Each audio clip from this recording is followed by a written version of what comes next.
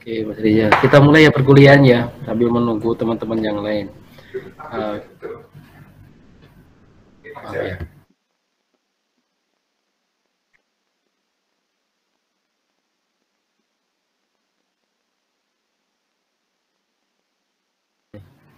Maaf ya, ada selingan. Teman-teman kita mulai aja ya, sembari menunggu yang lainnya. Ini sudah 38 yang bergabung. Oke, untuk pertemuan pada siang hari ini kita sesuai dengan edaran yang sudah ada di kampus ya, kita laksanakan secara online karena mintanya seperti itu. Saya sendiri juga sebenarnya enaknya lebih enak untuk offline ya, lebih ada interaksi di kelas. Tapi karena ada edaran itu ya kita taati ya, memberikan kesempatan ke kakak-kakak tingkat untuk foto wisuda lebih bebas ya mungkin itu. Oke, untuk perkuliahan pada siang hari ini kita akan ngobrolin terkait tentang organisasi dan kelompok sosial yang mungkin nanti di dalamnya kita akan berusaha mengupas perbedaan antara keduanya itu posisinya di mana. Saya izin untuk share screen dulu.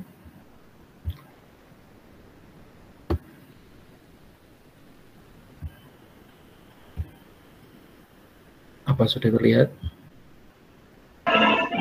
Sudah, Pak. Sudah terlihat besar ya kelihatannya? Kalau saya full screen, karena kalau saya full screen di Google Meet itu, yaitu saya nggak bisa melihat kontak teman-teman, nggak bisa melihat interaksi dengan teman-teman kayak apa. Jadi ini sengaja tidak saya full screen ya. Oke, kita akan ngobrol terkait tentang organisasi dan kelompok sosial. Ya ini, ada definisi seperti ini. Mungkin teman-teman bisa cermati dan baca ya. Dari dua definisi terkait tentang organisasi dan kelompok ini, mungkin kita akan melihat dulu terkait tentang perbedaan kelompok dengan organisasi itu seperti apa tuh. Mungkin teman-teman dibaca dan diresapi dulu ya untuk pengertian dua ini. 1 menit cukup? Cukup ya, 1 menit ya.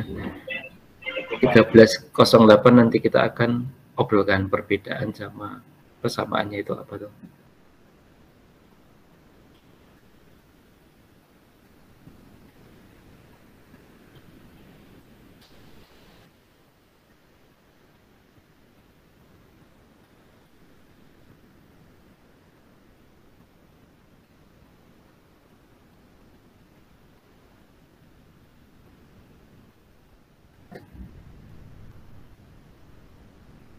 Cukup, teman-teman? Ada yang bisa memberikan satu statement terkait tentang persamaan dulu antara dua definisi ini mungkin? Ada yang bisa memberikan statement terkait tentang persamaannya ada di mana? Izin menjawab, Pak. Oke, Mbak Dia. Jadi kalau untuk persamaannya mungkin ini antar organisasi sama kelompok itu sama-sama terdiri dari beberapa orang, 2 atau lebih, yang memiliki tujuan yang sama.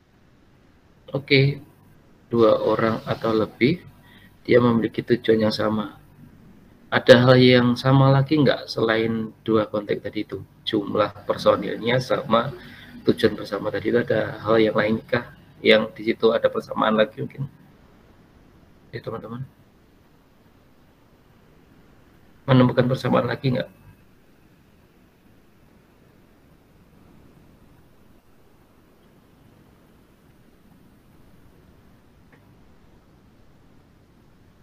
Ada persamaan lagi? Bapak izin menjawab. Ada interaksi sama kerjasama di dalamnya, sama-sama berinteraksi dan bekerja sama. Dan saling membutuhkan. Oke, sip. Berarti itu ya. Ada 3 clue persamaan ya antara organisasi dengan kelompok sosial. Tadi ada pertama, jumlah orangnya pasti di situ lebih daripada 2 orang. Tuh. Kemudian di situ ngomongin terkait tentang tujuan bersama ada. Kemudian selain tadi ngomongin orangnya ada, tujuannya ada, juga ada juga di situ interaksi atau di bahasa atau di definisi yang di organisasi itu ditunjukkan dengan aktivitas kerjasama. Berarti di situ ada proses interaksi ya. Ada 3 komponen itu. Ada lagi atau tidak, atau cukup itu persamaannya? Ada lagi kah? Atau cukup itu? Cukup? Kalau cukup kita close.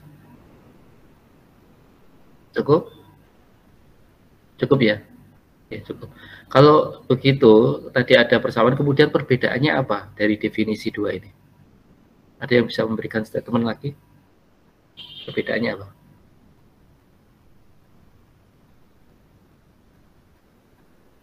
Ada kata yang mungkin tidak muncul? Apa? Ayo, temukan perbedaannya di mana? Yang udah bisa menemukan?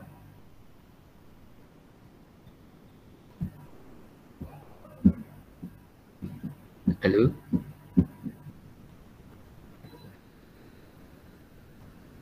Ada kata apa yang mungkin tidak ada di 2 pengertian ini? Yang ini ada, yang ini nggak ada.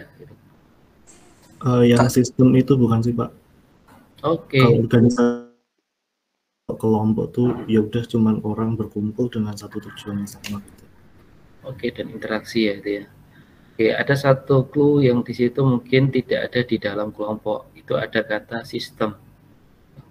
Kenapa kok sistem itu membedakan di antara 2 definisi ini menurut teman-teman? Benar yang dinyatakan Mas Rizal itu benar. Ada satu konsep terkait tentang sistem, poin sistem di situ yang tidak dimiliki oleh kelompok sosial. Kenapa itu menjadi penting? Karena di kelompok sosial seperti ini nggak ada sih, karena di organisasi seperti ini mungkin, teman-teman. Kalau kita ngomongin terkait tentang umum yang mana atau lebih general yang mana antara konsep kelompok sosial dengan organisasi? Lebih umum yang mana? Kelompok, Pak. Kelompok ya, lebih umum yang kelompok. Berarti di situ ada satu poin penting yang tidak dimiliki oleh kelompok. Karena kelompok itu kan sifatnya general ya.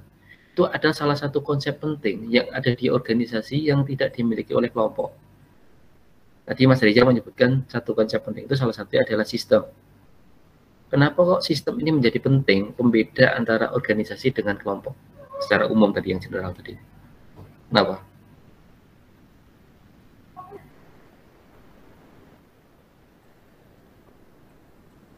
Pasti di situ kan karena tidak semua kelompok itu memiliki sistem. Iya atau tidak? Iya, Pak. Kenapa kok perlu ada sistem sebagai pembeda itu? Biasanya sistem itu terwujud karena ada apa?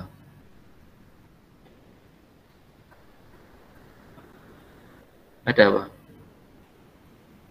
Aturan. Ada apa? Aturan? Masih apa? Nah, di sini cuma 20, 10, 70. Aturan. Ada lagi yang mungkin pendapat lainnya, kenapa kok perlu sistem di dalam satu organisasi, sedangkan di kelompok sosial mungkin tidak membutuhkan itu? Kenapa? Kalau menurut saya karena di organisasi tersebut ada kayak semacam struktur gitu loh, Pak. Jadi ada beberapa tingkatan yang itu nanti akan membentuk sistem tersendiri gitu. Sip, ya. Karena di dalam satu organisasi itu ada bentuk struktur. Di dalam struktur itu ada pembagian-pembagian kerja yang melekat di dalam struktur itu.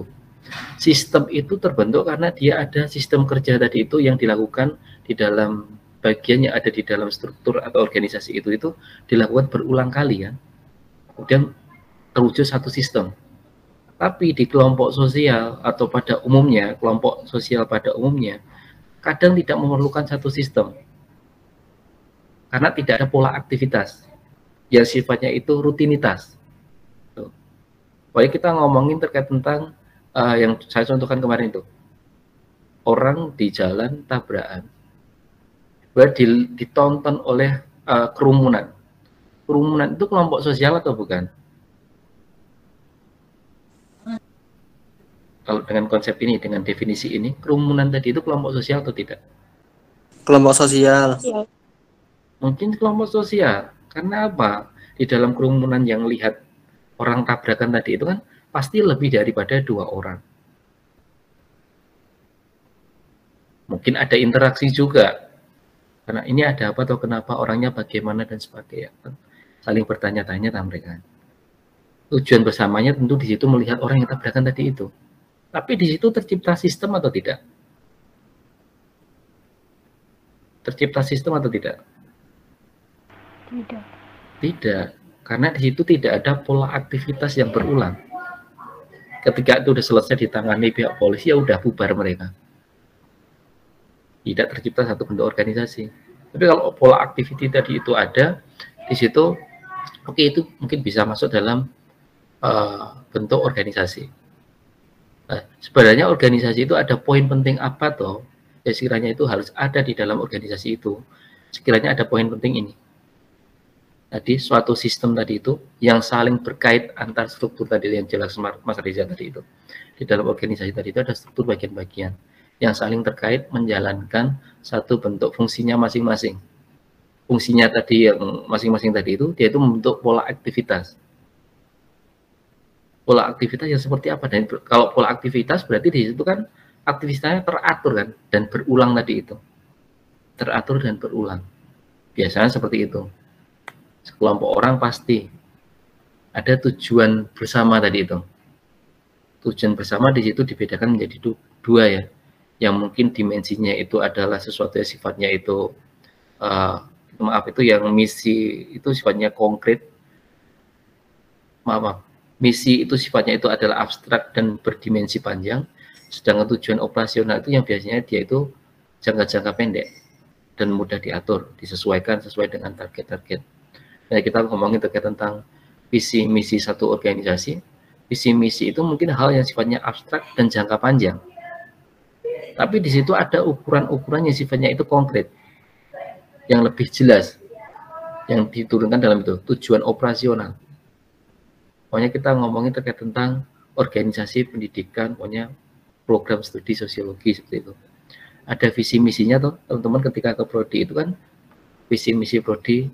Visinya seperti ini loh, misinya seperti ini loh. Di website juga ada. Visi misi itu sifatnya abstrak dan mungkin jangka panjang, menciptakan mahasiswa yang Islami dan sebagainya, memiliki kemampuan metodologi penelitian dan sebagainya. Itu kan prosesnya cukup panjang. Tapi di situ ada tujuan yang sifatnya operasional yang mungkin jangka pendek. Melihatnya seperti apa? Umpamanya kita melihatnya, oh ya, ini tujuan kita satu prodi ini itu tujuannya apa? Menciptakan lulusan yang baik. Baik itu diukur dari mana? Ada tolak ukur yang sifatnya pendek dan mudah diatur. Pokoknya ya IPK, lama kelulusan, lama menunggu pekerjaan. Masa tunggu pekerjaan itu berapa bulan dari dia lulus? Semakin pendek, satu institusi itu dianggap semakin sukses. Kemudian sebaran alumni itu ke bidang kerja yang seperti apa? Lokal, nasional, atau internasional? Lembaga yang di situ resmi atau non-resmi? Sesuai dengan profil lulusan yang ada di prodi atau tidak? Itu kan bisa diukur dan bisa disesuaikan. Itu ya, ada sekurangnya 4 poin ini yang tadi kalau kita bandingkan dengan konteks kelompok sosial tadi itu, mungkin ada yang tadi poin 1 dan 2 berarti ya. Karena 1 dan 2 di situ dia itu saling terkait. Ada satu bentuk sistem, pasti di dalamnya itu ada pola aktivitas.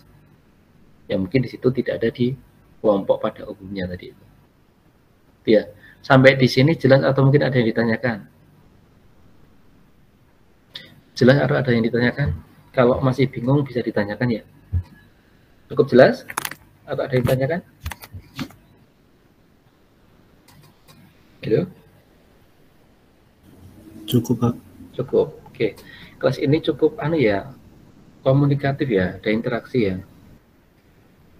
Oke nih, ada dasar-dasar pembentukan kelompok. Sebelumnya itu kalau di beberapa referensi itu ada satu lingkaran bagaimana satu organisasi itu bisa terbentuk. itu diawali dengan adanya individu, lingkaran yang paling inti di pusatnya itu, kemudian individu-individu tadi itu melakukan satu bentuk kerjasama untuk membentuk kelompok sosial. Kelompok-kelompok sosial tadi itu dia itu membentuk lagi menjadi bentuk organisasi. Biasanya tingkatan tadi itu dia itu dikaitkan dengan kompleksitas tujuan. Kalau di situ tadi berarti ada 3 lapis ya, ada individu, ada kelompok, ada organisasi. Jika di situ pada lapis yang pertama individu tadi itu, berarti tujuan tadi itu sifatnya masih sangat sederhana. Dia bisa mengusahakan secara individual. Kemudian kadang kebutuhan manusia dia itu meningkat ke sesuatu yang sifatnya itu tidak bisa diusahakan secara individual. Contohnya apa? Kebutuhan yang tidak bisa diwujudkan secara individual, contohnya apa? Sehingga dia membentuk satu kelompok sosial. Contohnya apa? Teman-teman bisa kasih contoh? Apa? Kebanyakan kebutuhan fisik bisa ya, sandang papan pangan, kebanyakan mereka bisa mengusahakan. Tapi kalau kebutuhan lain, umpamanya kayak rasa aman gitu. Kadang ketika kita dalam bermasyarakat itu kan ada kebutuhan rasa aman yang dia tidak bisa diusahakan secara mandiri. Dia membutuhkan orang lain, sehingga dia membentuk satu kelompok. Contohnya kelompok apa? Kalau pokoknya kita ambil contoh rasa aman gitu. Kelompok sosial apa? Kalau kelompok yang jaga malam itu masuk nggak Pak? Yang di desa-desa itu? Benar sekali. Kayak bawahnya ronda malam. Kelompok ronda malam atau jaga malam. Itu kan individu tidak bisa mengusahakan keamanannya secara individual. Kemudian dia membutuhkan satu kelompok ini untuk menciptakan keamanan tadi itu dengan bawahnya ronda malam. Itu kelompok sosial. Kelompok sosial. Kemudian di situ meningkat lagi pada tataran yang sifatnya itu organisasi. Yang itu resmi. Mungkin ada yang ada susunan yang terstruktur. Kalau kita ngomongin ronda malam itu kan nggak ada susunan yang terstruktur kan. Yang resmi di atasnya apa? Kemudian setelah tadi itu individu, dia itu merasa rasa amannya tadi itu tidak bisa diusahakan secara mandiri, dia berkelompok. Ketika berkelompok kan dia mungkin harus ada satu yang sifatnya itu jaminan pasti. Jaminan pasti. Dia butuh apa?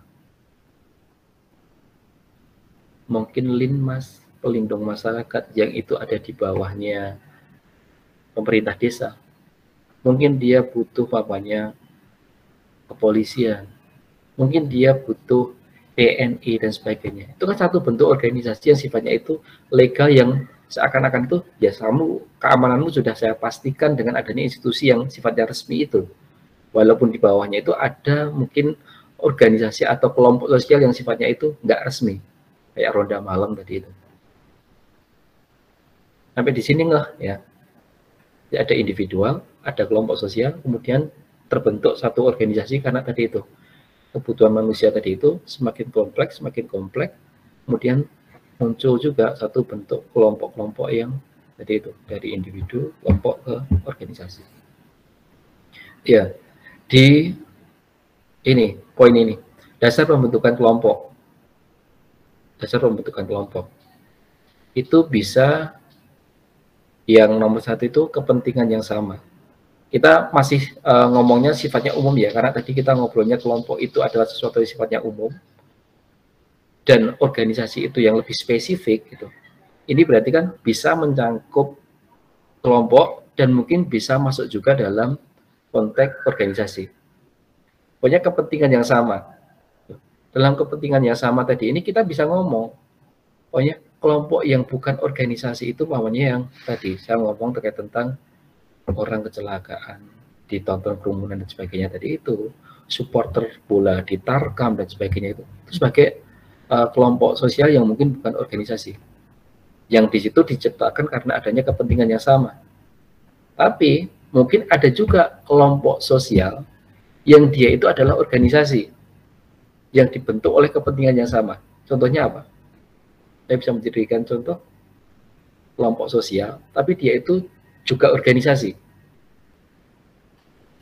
dibentuk karena ada kepentingan yang sama. Kayak komunitas motor itu masuk pada kelompok sosial yang mungkin bukan organisasi. Kalau yang organisasi yang mana? Anda bisa mencontohkan nggak? Kelompok sosial. Serikat buruh mungkin, Pak. Oke, serikat buruh, dia kepentingannya sama. Biasanya dia juga diatur oleh legalitas ya, perundang-undangan. Karena dia dari tingkat daerah,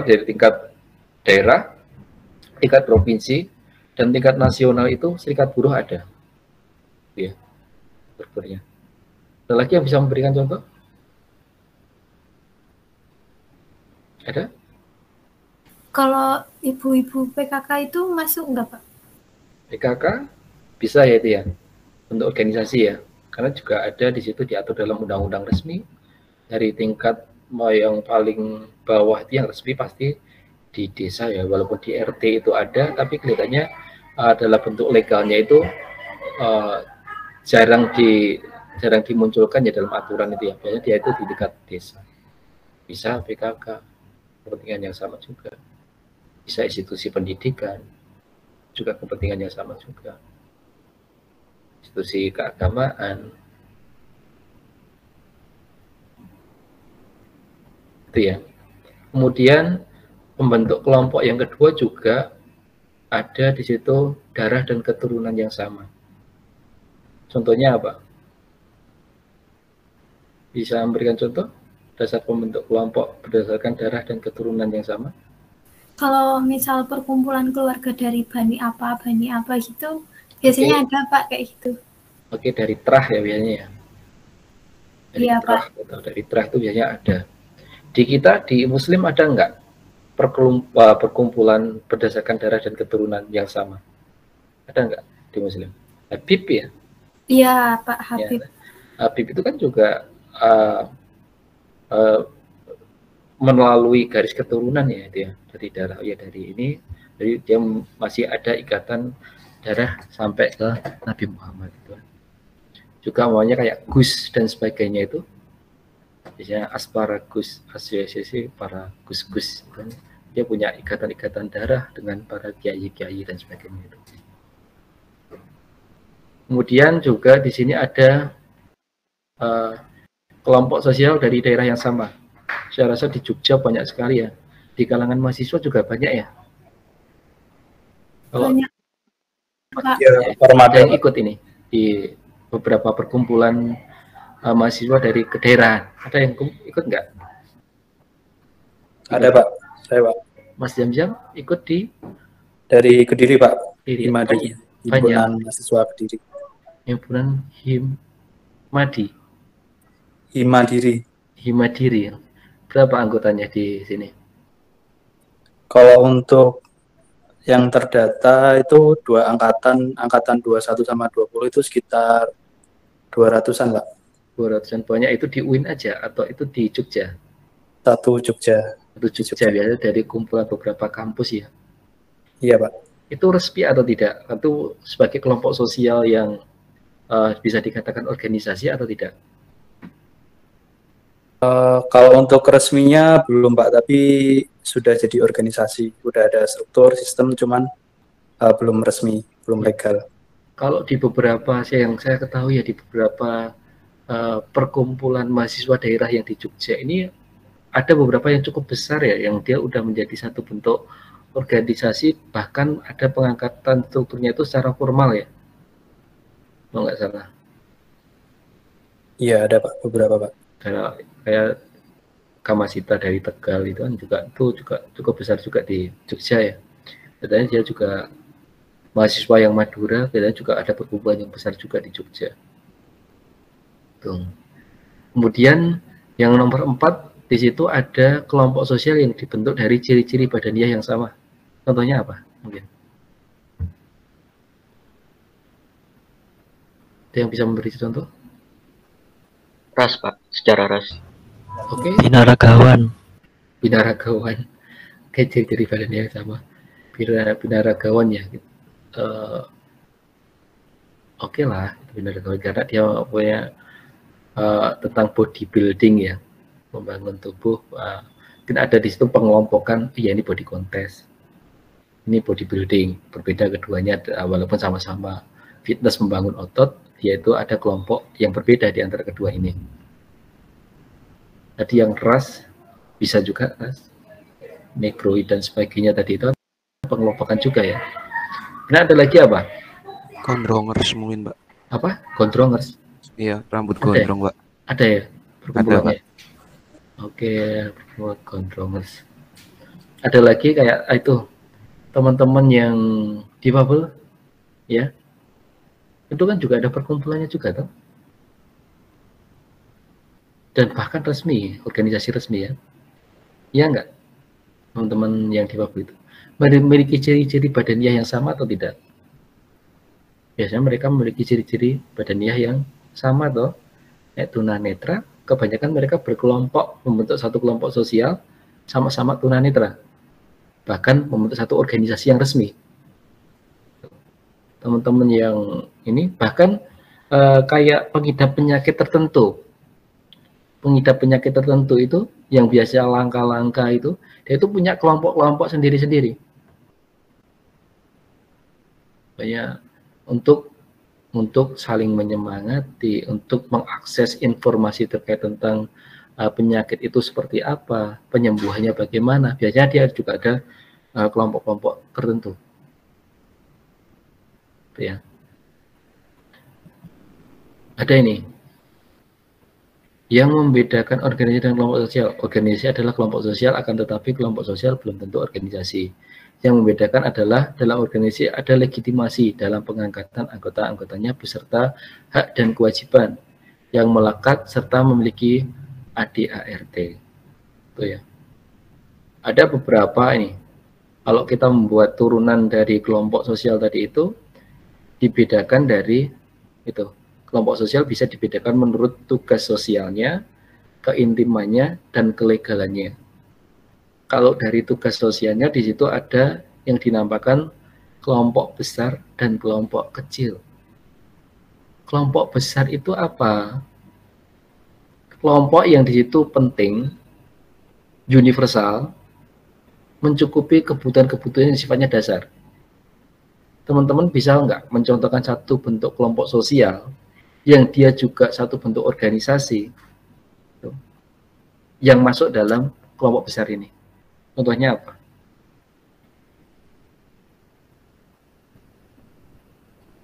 Contohnya apa? Kita bisa memberi contoh?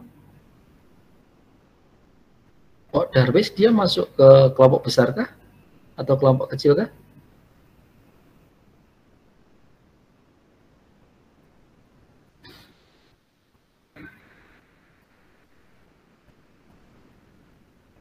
Kalau di sini kita ngomongin terkait tentang tugas sosial itu dalam pemenuhan kebutuhan dasar, Pak Darwis muncul atau tidak?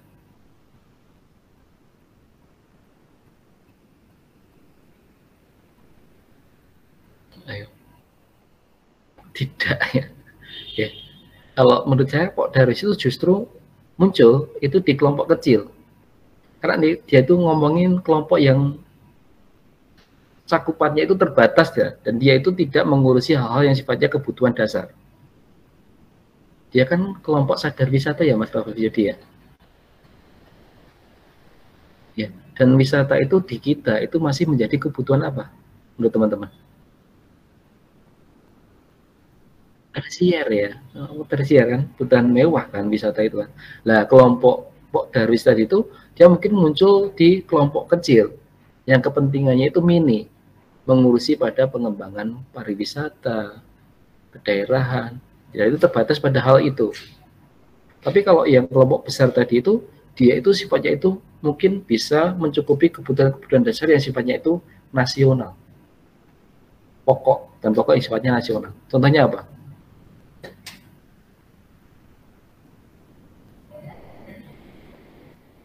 Bulog bisa masuk enggak?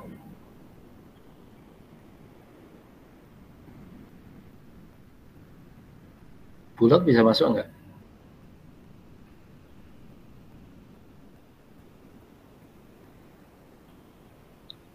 PGRI mungkin, Pak. PGRI bisa masuk? itu ngurusi tentang pendidikan masuk dalam kebutuhan dasar atau tidak? Kalau kita merunut pada konteks kebutuhan dasar itu belum masuk ya, karena kebutuhan dasar itu kan meliputi sandang, papan, dan pangan ya. Bulog yang mungkin di situ satu badan yang ada di dalam pemerintahan yang ngurusi terkait tentang ketahanan pangan ya, itu mungkin bisa masuk dalam konteks ini. Pokoknya kayak Pertamina, PLN, itu sebagai bentuk organisasi atau bukan? Iya, itu bentuk, Pak. Itu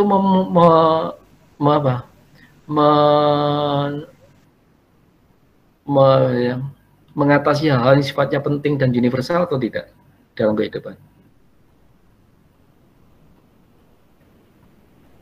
Mungkin besar ya, karena mereka kan masih monopoli.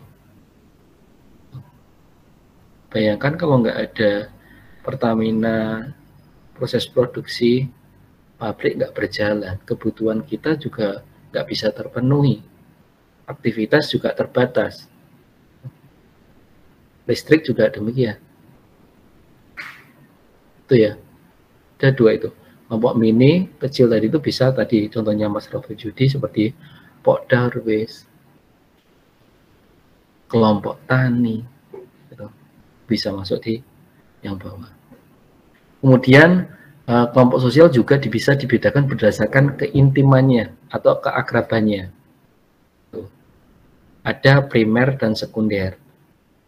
Ya, primer itu berarti dia itu akrab banget antar anggota yang ada di dalamnya. Kalau sekunder mungkin dia agak renggang, mungkin antar anggotanya di situ tidak saling kenal.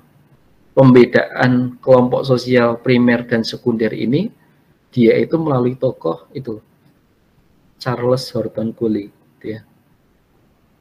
Mungkin ini hampir mirip dengan gagasan Ferdinand Tonis, hampir mirip dengan gagasan tokoh sosial lainnya siapa? Yang dia ngomongin terkait tentang keakraban, solidaritas siapa? Emil Durkheim. Oke, wah keras banget yang lagi baru makan siang nih Mas Tuhan Petrus. Ya, Emil Durkheim. Itu ya.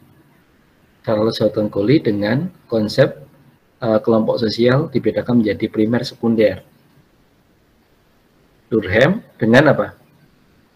Solidaritas apa? Organik. Mekanik dan organik. Yang mekanik dia sama dengan yang primer atau sekunder? Ayo, yang mekanik dia sama seperti yang primer atau sekunder? Primer mungkin, Pak. Primer mungkin, Pak. Ada mungkinnya ya. Sekunder nggak sih? Sekunder nggak sih? Dicek lagi ya di googling ya. Yang dimaksud solidaritas mekanik Durkheim itu yang seperti apa? Kalau nggak salah ya. Berdasarkan atas kesamaan, Pak. Kesamaan alamiah, ikatan batin, ikatan saudara, darah dan sebagainya kan itu kan? Ya nggak Pak ya? Kalau seperti itu berarti masuk dalam apa? Primer. Primer kan? Primer. Kalau organis biasanya dia kan orang itu solidaritasnya berdasarkan karena ada tujuan yang sama. Tujuan yang sama tadi itu yang sifatnya mungkin nggak mengenal satu sama lainnya. Kerjanya itu ya kerja berdasarkan organisasi. Kemudian ada Tonis itu. Tonis juga mengkonsepkan hal yang mirip Gemeinschaft sama Gesellschaft. Masih ingat ya? Kalau Gemeinschaft berarti dia sama seperti konsep yang mana? Konsep yang mana?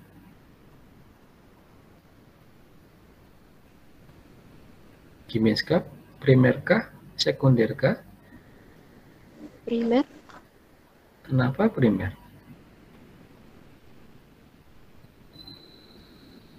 Kenapa primer? Karena ada ikatan batin, Pak. Yeah.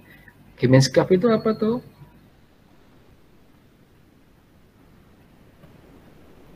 Setiap anggotanya diikat oleh itu ikatan batin. Seingat saya kayak gitu, Pak. Bahasa lainnya selain Gemeinschaft dikatakan sebagai apa? Paguyuban bukan, Pak? Paguyuban. Paguyuban. Kimenscape itu paguyuban. Guyub, gitu. Berarti dia masuk dalam keintiman primer. Solidaritas mekanik. Gesellschaft kebalikannya. Itu ya. Ini kita ngomongin satu konsep pembagian kelompok sosial berdasarkan keintiman aja. Itu dari sudut pandang 3 tokoh yang berbeda. Charles Horton Coley, Ferdinand Tönnies, dan tadi Emil Durkheim. Semuanya mungkin pada titik yang, oh ya ini sama, tapi dia mengangkat konsep-konsep yang berbeda. Ferdinand Tönnies dengan primer sekundernya, Durkheim dengan solidaritas mekanik dan organisnya, Ferdinand Tönnies dengan Gemeinschaft dan Gesellschaftnya. Itu ya. Kemudian mungkin ada lagi Weber dengan masyarakat industri dan masyarakat agrarisnya. Oke, kemudian di situ juga kelompok sosial dibedakan menjadi ada yang sifatnya legal, berdasarkan kelegalannya. Berarti berdasarkan apa? Berdasarkan kelegalannya berarti dia ada landasan hukumnya. Ya. Kalau dia memiliki landasan hukum berarti di situ kelompok sosial yang sifatnya formal dan kebanyakan mereka adalah bentuknya organisasi. Kemudian ada yang kelompok yang sifatnya informal. Itu mungkin di situ ya bisa organisasi juga karena organisasi ada yang sifatnya informal juga. Itu ya. Dari penurunan kelompok sosial dan organisasi sosial yang kita bandingkan tadi ini tuh ada hal yang perlu ditanyakan enggak menurut teman-teman? Atau sudah jelas? Pak, saya izin bertanya. Iya, moga Mbak ya. Jadi kan akhir-akhir ini tuh banyak kayak ya mereka menyebutnya komunitas gitu, tapi di apa namanya komunitas itu ada karena sebuah perusahaan yang bentuk misalnya nih kayak apa ya dari brand Wardah, Makeover dan lain-lain itu kan jadi satu di PT Paragon. Nah mereka bikin namanya tuh Novo Club. Jadi kayak komunitas bagi kalau setahu saya mahasiswa dari seluruh mahasiswa, terus di dalamnya situ ada kegiatan kayak misal pengembangan soft skill dan lain-lain. Itu berarti termasuk organisasi atau kelompok sosial, Pak? Kalau itu anggota-anggota yang ada di dalamnya sifatnya voluntary atau dia itu tetap? Biasanya gini Pak, kayak ada pendaftaran, terus ada masa kayak 3 bulan atau 4 bulan gitu, nanti mereka oprek lagi, terus gitu Pak. Oke, kalau dia memenuhi unsur tadi itu, unsur yang 4 tadi itu, ada sistem yang dibentuk, kemudian ada pola activity, ada di situ sekelompok orang pasti dan ada tujuan bersama, dia bisa masuk dalam organisasi. Makanya dalam open recruitment tadi itu kan tidak hanya butuh open recruitment ya. Ketika open recruitment itu maunya kayak kita di HMPS kan open recruitment nggak hanya open recruitment gitu aja. Ada satu forum di mana di situ pengangkatan secara resmi orang-orang di dalam satu kelompok sosial itu. Kalau kita ngomongin HMPS berarti di dalam HMPS itu. Ada forum resmi, oh ya orang ini loh diangkat, dia diposisikan seperti ini loh. Dia memiliki tugas yang seperti ini. Tugas seperti ini, tugas seperti ini. Itu ada enggak di itu Mbak Yayang? Kalau setahu saya kurang tahu juga sih Pak, soalnya saya enggak iya. Karena kalau kita ngomongin organisasi yang harus terpenuhi itu tadi. Ada sistem, ada pola activity. Kalau sudah ada sistem dan pola activity tujuan bersama, berarti di situ harus membentuk satu bentuk posisi-posisi kan, struktur kan. Kalau di situ dia hanya open recruitment, kemudian dia ditempatkan pada satu posisi yang sama tanpa ada garis job desk dan sebagainya, sistem yang dibentuk, mungkin dia tidak bisa menjadi satu bentuk organisasi. Biasanya di situ hanya voluntary, kelompok sosial, sifatnya ya sosial aja. Itu Mbak Yayang. Oh ya, baik Pak, terima kasih. Dan biasanya di dalam organisasi itu ada proses itu pendelegasian tugas dan pelaporan tugas itu. Kalau ada enggak di situ pendelegasian tugas, berarti kan ada satu komunikasi yang sifatnya itu vertikal, dan juga mungkin ada komunikasi yang sifatnya horizontal. Ada enggak proses pelaporan dan proses pemberian tugas tadi itu dalam satu kelompok sosial tadi itu, yang mungkin di situ melekat ada sanksi-sanksi tertentu. Ketika melanggar ini ada sanksi seperti ini. Tapi kebanyakan kalau yang dia itu kelompok sosial itu dia sifatnya voluntary. Itu ya. Mungkin ada lagi dari teman-teman? Iya Pak. Sebentar Pak. Berarti meskipun itu sebuah kelompok yang dibentuk dari kayak PT itu kan bisa disebut organisasi juga. Kalau misal emang walaupun dibentuk dari sebuah organisasi itu, kalau dia tidak memenuhi syarat-syarat tadi, berarti tetap kita nyebutnya sebagai kelompok sosial. Ya, kelompok sosial aja yang mungkin bukan organisasi. Contohnya kan kalau PT-nya oke lah organisasi. Biasanya di dalam satu bentuk organisasi, kita ngomong PT itu ya, dia ada CSA biasanya seperti itu. Corporate Social Responsibility. Satu PT tadi itu punya program, pokoknya pemberdayaan kepada masyarakat. Nah, pokoknya di dalam masyarakat itu dikumpulkan, pokoknya kayak kelompok-kelompok tani atau di situ ibu-ibu PKK, pokoknya apalah di situ, anak-anak, pokoknya anak yatim piatu, pokoknya seperti itu ada donasi maunya terkait tentang bantuan dan sebagainya. Kelompok yang penerima pemberdayaan di situ, dia tidak menjadi satu organisasi yang sendiri, karena dia tidak memenuhi unsur yang tadi itu, 4 tadi itu. Maunya menyasar pada kelompok bapak-bapak, ada CSR ke kelompok bapak-bapak atau ke kelompok tani. Sedangkan di kelompok tani tadi itu, dia hanya sebatas kelompok tani yang hanya memanfaatkan kartu tani untuk akses pupuk aja. Nggak ada organisasi kelompok tani itu, ketuanya siapa, aktivitas rutinannya seperti apa. Nggak bisa. Gitu. Kelompok tani itu dianggap sebagai satu bentuk organisasi. Seperti itu. PT-nya tetap, tapi yang mendapatkan efek tadi itu, karena tidak memenuhi unsur yang 4 tadi itu, tidak bisa masuk dalam organisasi. Itu ya. Walaupun inisiatornya itu adalah bentuknya organisasi. Baik Pak, terima kasih. Oke. Ya, kita di kampus juga organisasi.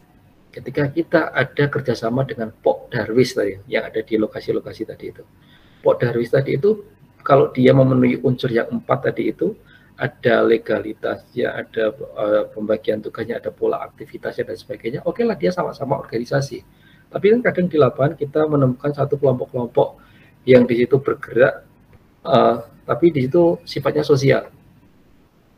Ya ada pembagian tugas yang secara pasti, pola aktivitasnya nggak ada, sistemnya nggak terbentuk. Tapi mereka bergerak, gitu, bergerak bareng-bareng. Pokoknya Jumat berkah dan sebagainya itu. Ada satu organisasi pengen nyumbang, di situ ada satu kelompok Jumat berkah dan sebagainya. Mungkin yang menjalankan itu sifatnya volunteer, hanya menyampaikan apa yang ada di dalam lembaga ini atau organisasi ini itu, oh ya ini ada Jumat berkah dibagikan kepada masyarakat, kepada orang yang tidak mampu dan sebagainya. Tapi kan di situ kan yang diberikan amanat tadi itu kan dia itu bukan sebagai satu organisasi, sifatnya voluntary. Itu ya. Ada lagi mungkin?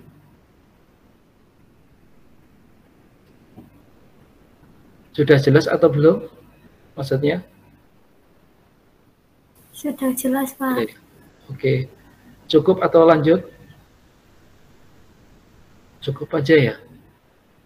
Cukup aja, saya rasa online kurang lebih 1 jam cukup. Yang penting teman-teman udah paham terkait tentang bagaimana membedakan kelompok sosial sama organisasi, gitu ya. Tuh, tidak selamanya kelompok sosial itu adalah organisasi, tapi organisasi itu bagian dari kelompok sosial. Itu ya. Cukup? Kalau cukup, saya presensi untuk siang hari ini. Cukup ya? Ada pertanyaan? Cukup, Pak, cukup. Pak. Oh, semangat banget, cukup Pak, cukup gitu ya. Cukup Pak. Ya, akhirnya saya presensi dulu ya. Tak panggilin satu-satu ya, 5 menit mungkin atau 10 menit.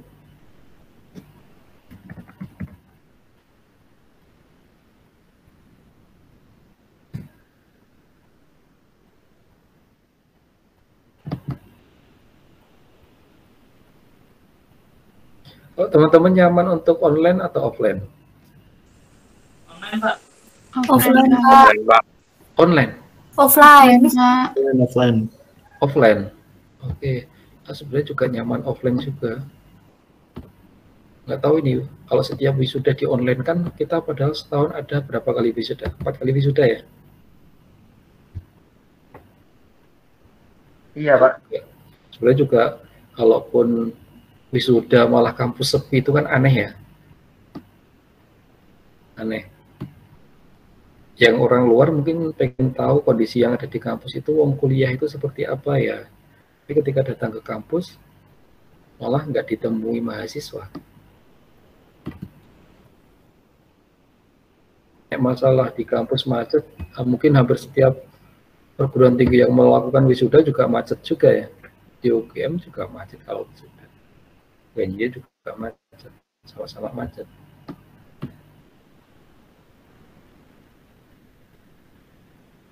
Oke, bentar saya isi presensi.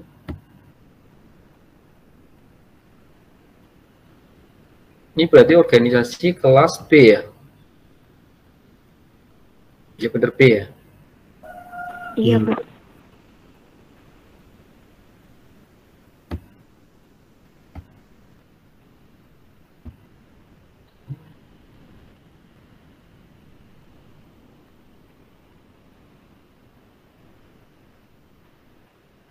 Kelihatan share screen saya? Terlihat, Pak. Kelihatan, Pak.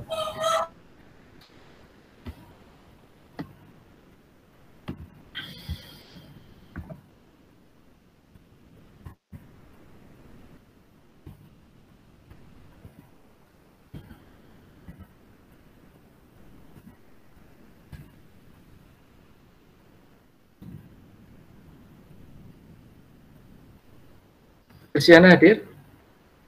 Hadir, Pak. Oke, Mbak Aisyah. Hadir, Pak. Oke, Mbak Umi Lailatul. Hadir, Pak. Mbak Ayu Dwi Marintan. Hadir, Pak. Mas Rafiq Yudi. Mbak Lavita Nova. Hadir, Pak. Mbak Arsita Safitri. Hadir, Pak. Mbak Dita. Hadir. Mas Farudin Hanif hadir ya? Hadir, Pak. Mas Ahmad Zamzam hadir juga ya? Kalau pernah Hadir. ngomong tanggal online itu kelihatan gitu ya. Mas Ahmad Bagas Kurniawan. Hadir, Pak. Oke, Mbak Evi Puji. Hadir, Pak. Mas Muhammad Iqbal hadir ya? Hadir, Pak. Ya, Mas Ahmad Nur Diansyah. Hadir, Pak. Mas Argo Saputro Galih tiada ya? Hadir, Pak. Ya, Mas Ahmad Nadibak.